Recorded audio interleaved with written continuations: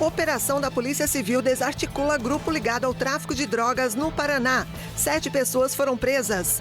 Comitiva gaúcha visita a Catedral Subterrânea no Japão. Estrutura conta com sistemas de controle de enchentes.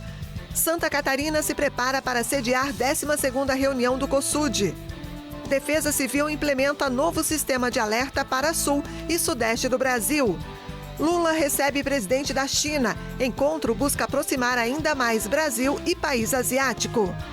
França vive 3º dia de manifestações. Ministra afirma que protesto não beneficia a causa agrícola. Lenda do tênis mundial se despede do esporte após 20 anos de competição. E você vai ver ainda. Dia da Consciência Negra é comemorado em todo o Brasil. 20 de novembro propõe reflexão sobre combate ao racismo e desigualdades sociais. Essas e outras notícias a partir de agora no Pix News.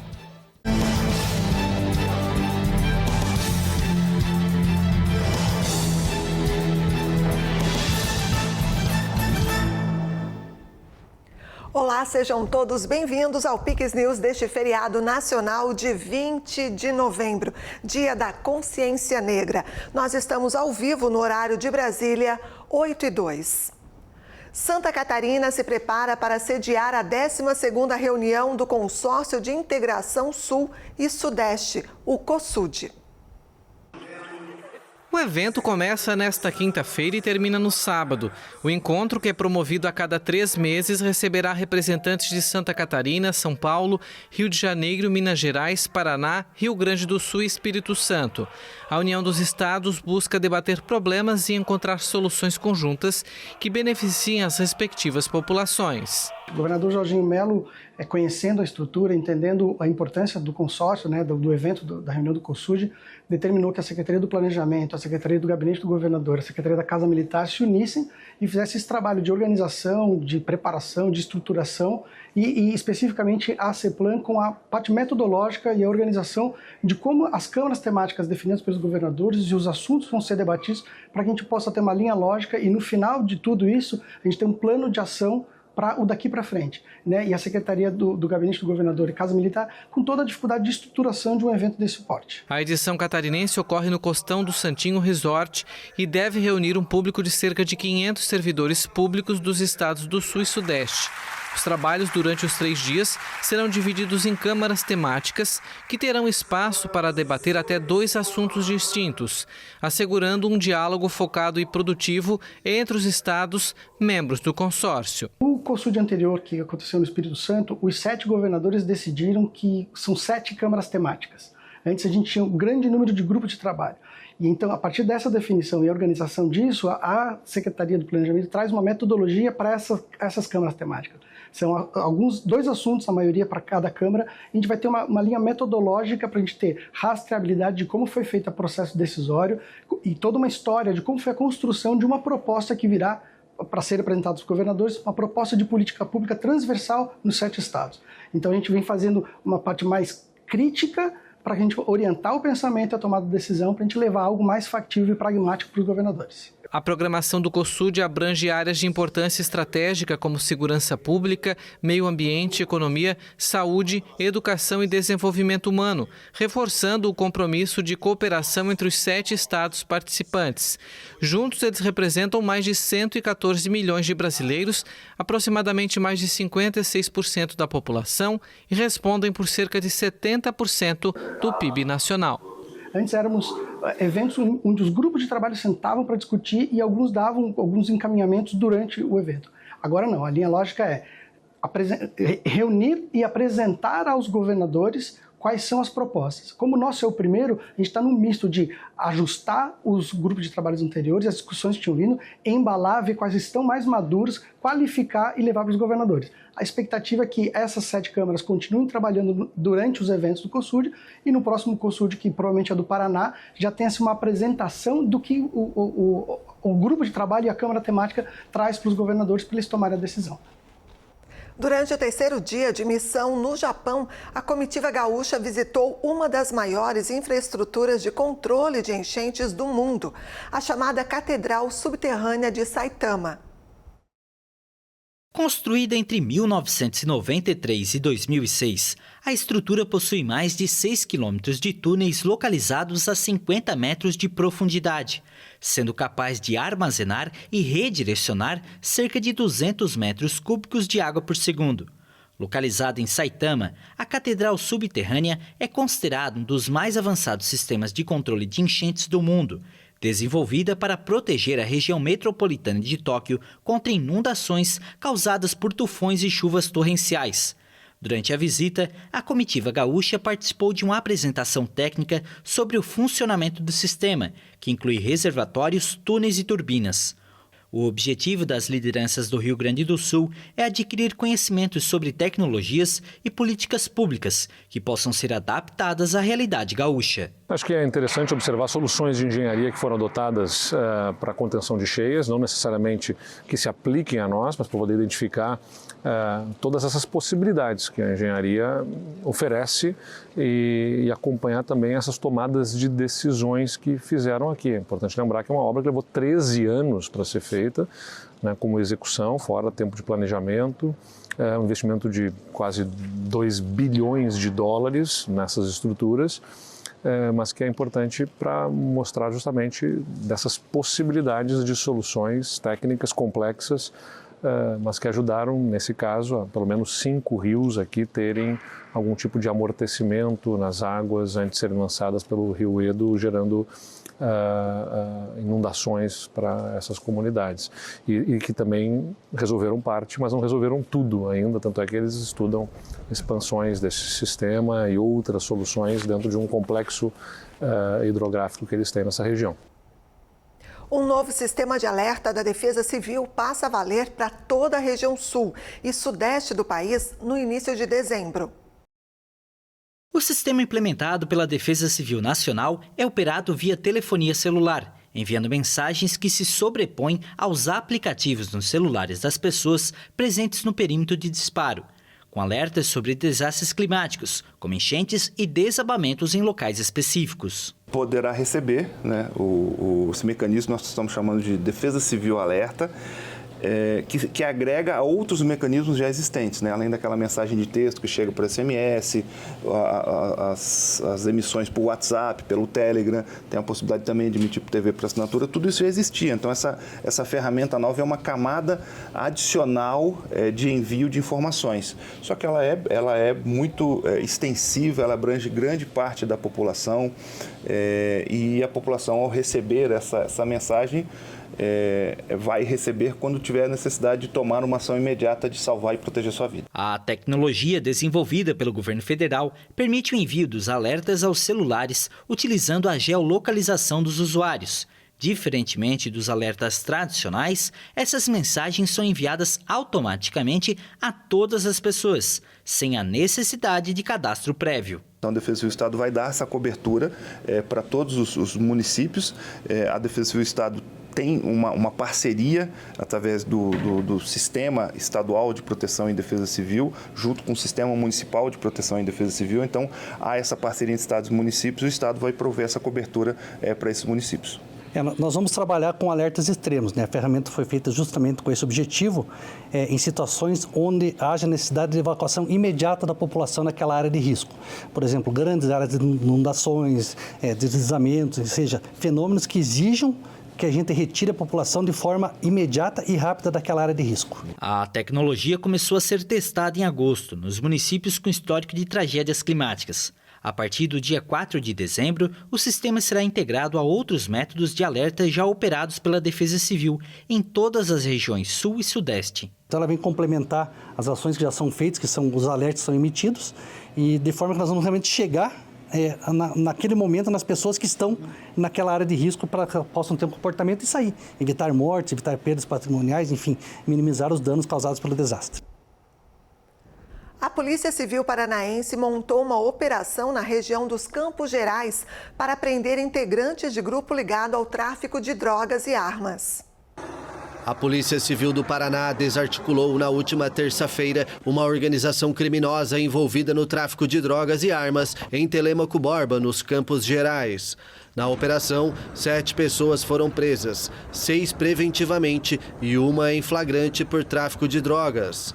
Além das prisões, os policiais apreenderam drogas, dinheiro, veículos, celulares e sequestraram mais de R$200 mil em bens, com o objetivo de enfraquecer financeiramente o grupo e impedir a continuidade das atividades ilícitas. A operação mobilizou cerca de 80 policiais que contaram com o apoio de cães farejadores e um helicóptero. 5 suspeitos continuam foragidos. As investigações começaram há mais de um ano e revelaram que a organização criminosa também estava envolvida em homicídios e no aliciamento de menores, além de comandar a criminalidade em vários bairros da cidade. A Guarda Costeira da Guatemala confiscou quase 4 toneladas de cocaína, um recorde na apreensão da droga no país. Segundo o Exército, os traficantes abandonaram a droga ao sentir a aproximação das autoridades. Segundo o Exército, a embarcação transportava 157 sacolas, com um total de 3.905 pacotes de 1 quilo cada de cocaína. Ao perceberem que haviam sido detectados pelas autoridades, a tripulação do navio aumentou a velocidade e acabou encalhada em uma praia, onde deixou a carga abandonada. De acordo com militares, este ano foram apreendidas mais de 11 toneladas de cocaína na Guatemala.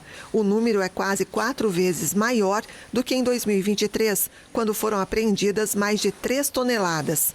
Os Estados Unidos garantem que 90% da cocaína que entra no território americano passam pelo México e pela América Central.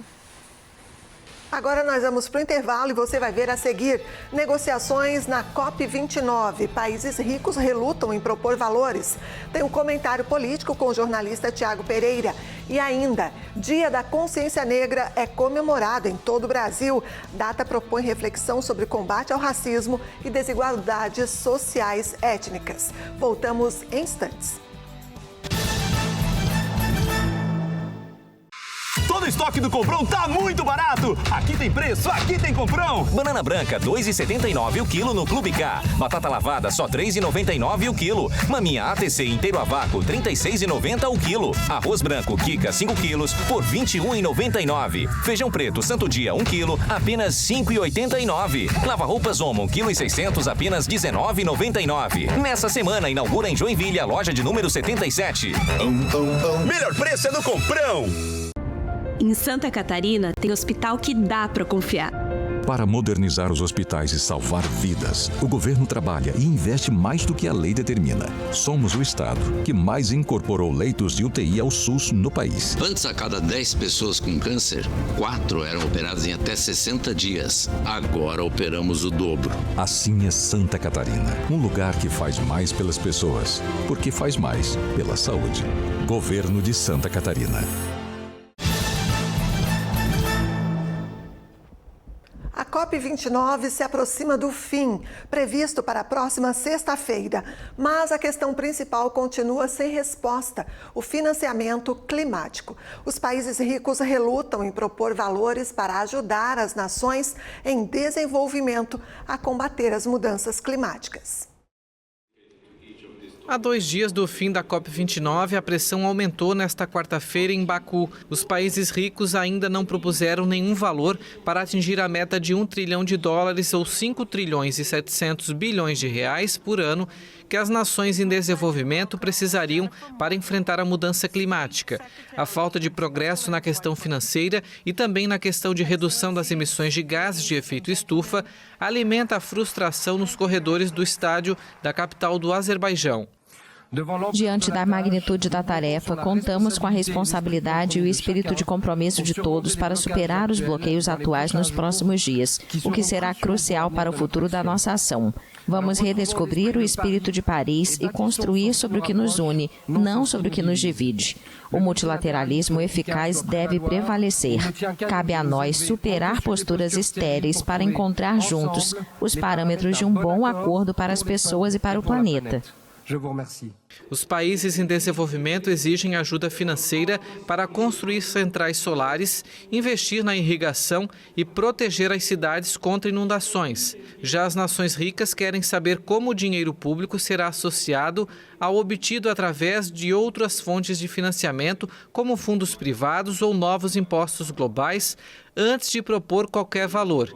Eles também pedem que países como a China e a Arábia Saudita, ainda incluídos na lista dos países em desenvolvimento, apesar do aumento da riqueza, contribuam. A expectativa é que um esboço de acordo final poderá ser divulgado na noite desta quarta-feira. A França enfrenta o terceiro dia de protestos dos agricultores. Os sindicatos denunciam que o governo não cumpriu todas as promessas feitas há um ano após um movimento histórico e temem um acordo comercial entre a União Europeia e o Mercosul. O governo francês denunciou nesta quarta-feira o que chamou de danos inaceitáveis os bloqueios de estradas durante os protestos agrícolas na França, especialmente no sudoeste do país e na fronteira com a Espanha.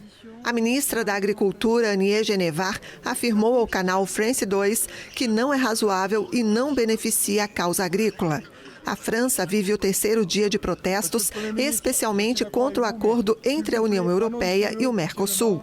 A ministra denunciou especificamente as ações do Sindicato da Coordenação Rural na noite de terça, que causaram danos e bloqueios na fronteira espanhola e que podem deteriorar, segundo ela, a simpatia dos franceses pela causa dos agricultores. Na rodovia A9, a 10 quilômetros da fronteira com a Espanha, os trabalhadores bloquearam caminhões com mercadorias procedentes do país vizinho, permitindo a passagem de automóveis. Menos de um ano depois de uma mobilização histórica, os sindicatos agrícolas denunciam que o governo não cumpriu todas as promessas feitas na época e também temem a assinatura de um acordo comercial entre a União Europeia e o Mercosul. O presidente eleito dos Estados Unidos, Donald Trump, indicou nesta quarta-feira Matt Whitaker para o cargo de embaixador da OTAN. Whitaker foi procurador-geral interino durante o primeiro mandato de Trump. A OTAN vem se preparando há meses para um possível retorno de Trump à Casa Branca, após ele ameaçar em fevereiro suspender a proteção dos Estados Unidos aos Estados-membros que não contribuíssem financeiramente de forma adequada. E o presidente do Brasil, o presidente Lula, recebeu nesta quarta-feira em Brasília o presidente chinês Xi Jinping para falar sobre economia e comércio, depois de ambos terem se reunido na cúpula do G20 no Rio de Janeiro. Lula e a primeira-dama Janja receberam o presidente chinês Xi Jinping no tapete vermelho do Palácio da Alvorada. O encontro ocorre após a reunião da cúpula do G20 no Rio de Janeiro, encerrada na véspera, onde os dois líderes se encontraram. De acordo com o presidente chinês, a visita de Estado a Brasília busca consolidar uma relação robusta entre os dois gigantes do sul global em um mundo em turbulência. A agência estatal chinesa Xinhua disse que Pequim espera que as conversas com Lula promovam sinergia nas estratégias de desenvolvimento. Com cerca de 920 bilhões de reais na cotação atual em transações bilaterais em 2023, a China é o maior parceiro comercial do Brasil. O país envia soja e outras matérias-primas para a nação asiática, enquanto Pequim vende semicondutores, telefones, veículos e medicamentos. Os dois parceiros do grupo BRICS jantarão à noite na sede do Itamaraty. Brasília está sob forte presença policial, uma semana depois que um homem cometeu o que a Polícia Federal investiga como uma ação terrorista ao se detonar com explosivos em frente ao Supremo Tribunal Federal.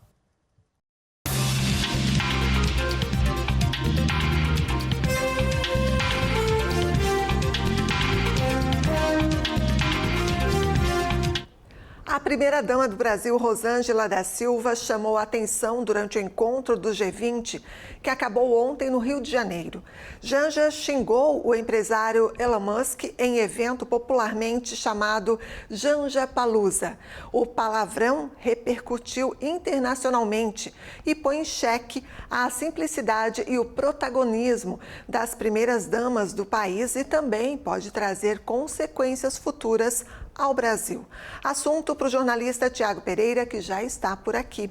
Tiago, usando o dito popular, Que climão, hein? Boa noite. Bota climão nisso, né, André? Desnecessário, pequeno, né?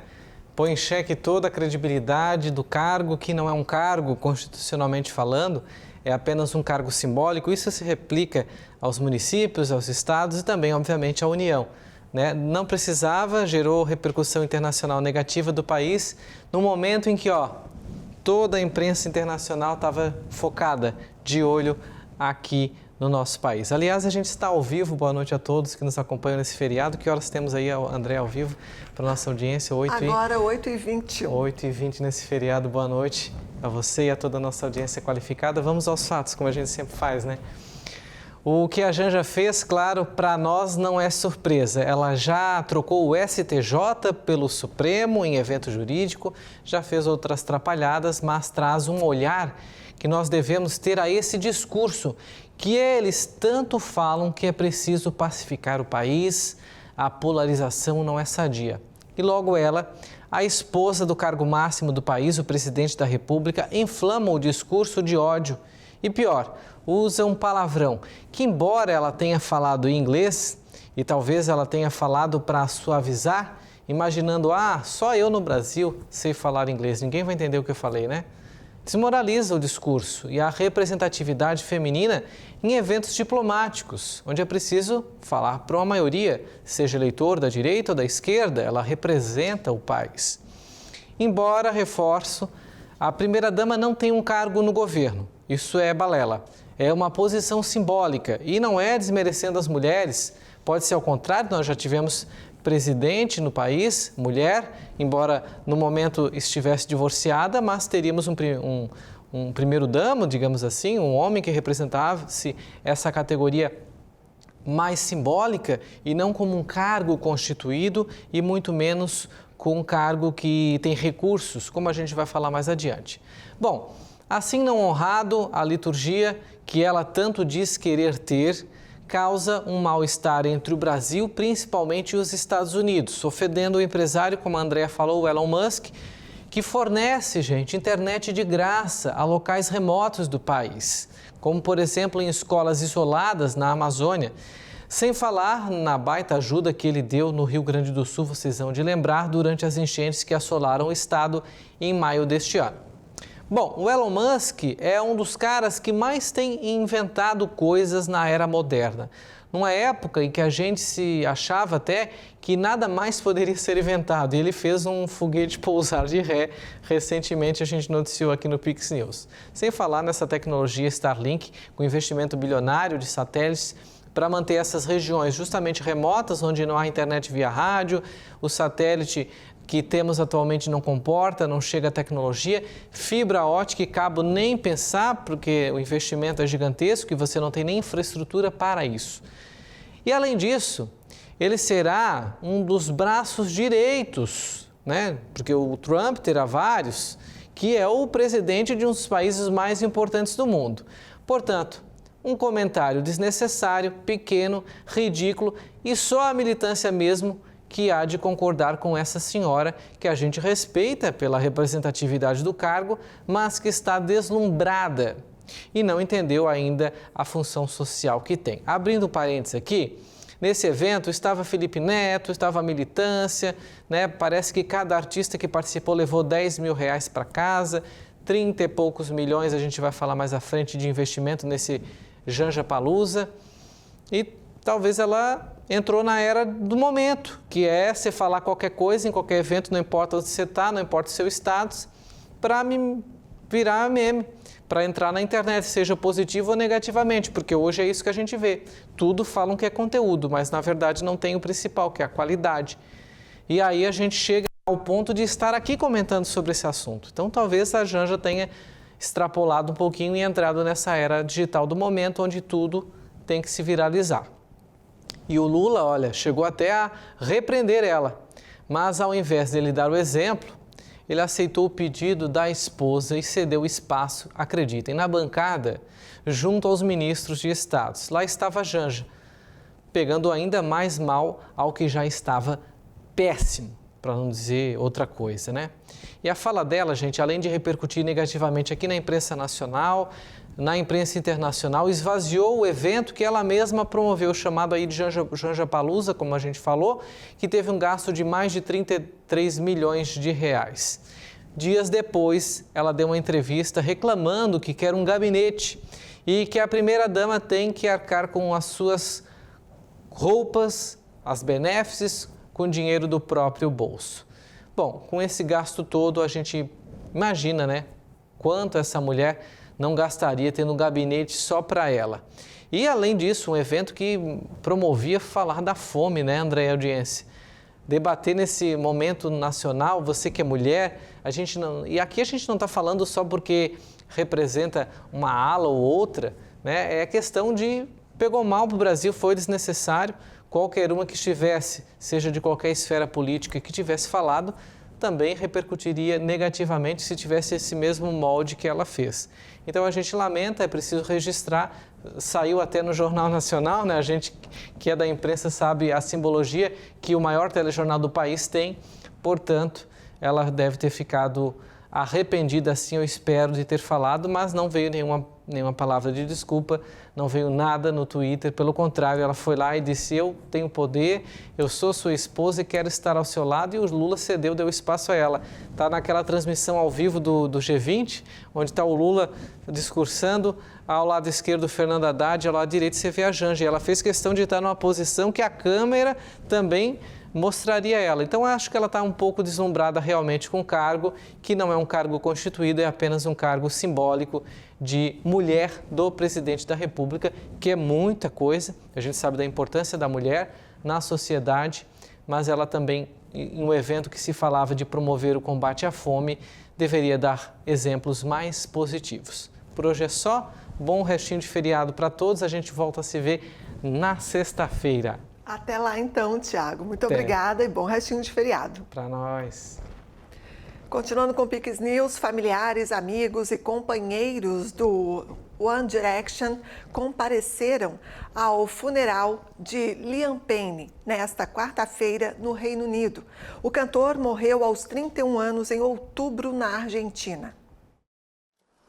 Familiares e amigos de Liam Payne, incluindo os ex-companheiros da banda One Direction, se reuniram nesta quarta-feira em Amersham, no oeste de Londres, para o funeral do cantor, que morreu em outubro, aos 31 anos, em Buenos Aires. Harry Styles, Zayn Malik, Niall Horan e Louis Tomlinson, os outros 4 membros do One Direction, compareceram à cerimônia organizada na igreja de St. Mary's, decorada com flores e velas para a ocasião.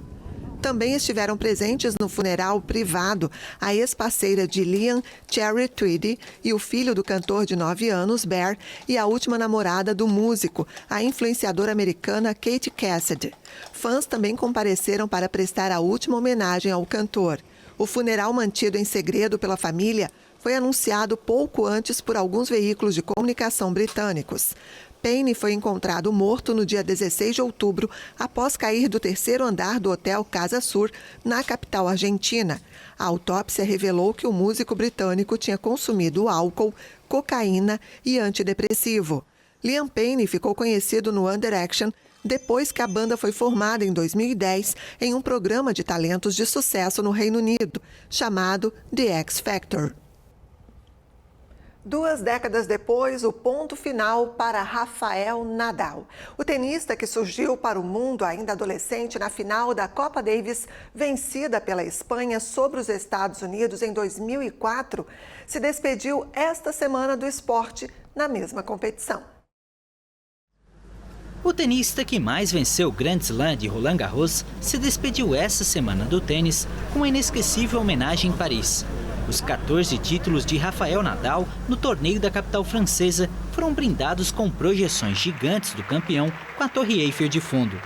Mas o adeus às 2 décadas de carreira dentro de quadra ocorreu na terça-feira, no Palácio de Desportes Martín Carpena de Málaga. E quis o destino que fosse na eliminação da Espanha pela Holanda nas quartas de final da Copa Davis em um duplo 6-4. Um resultado que não tirou o brilho da despedida do espanhol, ganhador de 22 Grand Slam, perante um público de quase 10 mil pessoas. Você nunca quer chegar a este momento. Sinceramente, não estou cansado de jogar tênis. O corpo simplesmente atingiu um certo ponto em que não quer mais jogar. Então temos que aceitar a situação. Sinceramente, me sinto super privilegiado. Pude fazer de um dos meus hobbies a minha carreira, e por muito mais tempo do que jamais imaginei.